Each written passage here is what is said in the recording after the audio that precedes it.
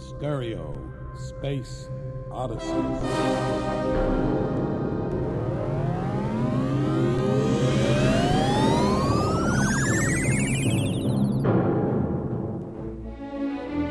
Hola, les habla el comandante JJ Llamedo.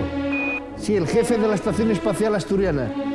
En nombre de la tripulación y el mío propio, quiero felicitaros el año 2008. Un feliz 2008, claro que sí. Y nada más, que esto es un paso pequeñín para un paisanín, pero un gran paso para Asturias, sin duda. Venga, venga. Oye, por favor, señores políticos, a ver si para los próximos presupuestos dejáis de dar dinero al hospitalón y a la laboral y mandáis unos perros para acá, que está cayendo nuestros sacachos. Me cago en mi máquina. Cago en mi máquina. 8 millones de euros por arreglar un grifo. Tieneslo todo la factura, Llamedo, tieneslo todo na factura. 20 euros del grifo, 50 de la mano de obra y 7 millones del desplazamiento, que llegue esto tan casa Dios, hombre. Y de 7 lo asina porque lle pa' ti, ¿eh?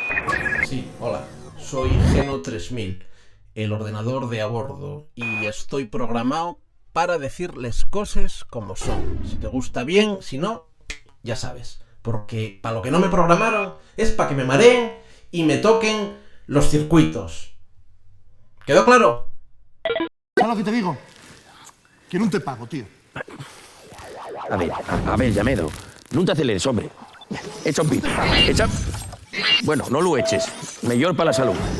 Mira, páguesme cuando te dé por la gana, ¿eh? Cuando te dé por la gana y como te dé por la gana, ¿eh? En dinero negro, en Winston de contrabando, como quieras, hombre. Vamos a discutir dos amigos por 4 perres. ¿Qué dinero negro? Ni qué cuestión de contrabando. Mira, que no te aguanto más, que estoy fartucu. Geno. Geno. Tranquilín, tranquilín. No hace falta gritar. ¿Qué crees? ¿Que por ser de Rión después levántame a mí la voz? A ver si voy y me autodestruyo. Payaso. ¡Parará ya de caer cosas! Mira el condensador de flujo. Madre que me parió. Decíalo yo que eso había que sanearlo.